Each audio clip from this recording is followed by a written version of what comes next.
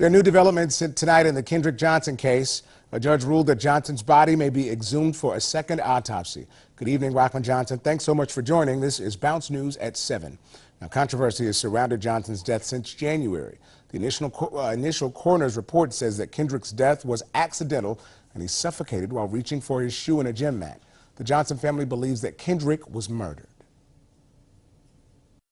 There were several things that happened, but the most major of which had to do with the release of a emergency medical team report that indicated that there was a bruise to the right jaw of Kendrick, something that was never mentioned in the autopsy report.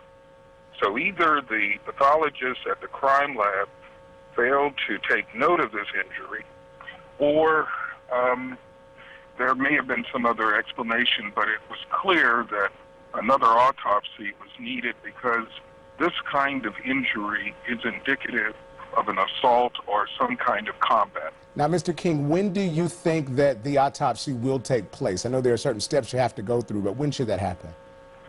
Within the next 10 to 14 days.